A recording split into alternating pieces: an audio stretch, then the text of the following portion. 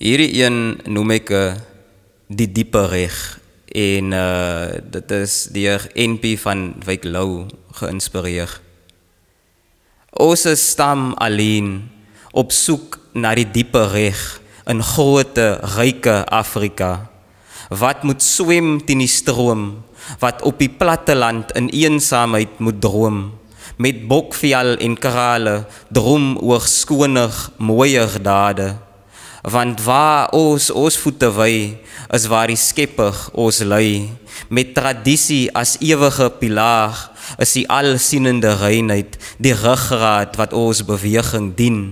Soos ons stamouers op die Kaapse kus, met die ontvoering van kind en kalf, beweeg ons voort veelvullend bewus, as soldate vir ons kultuur.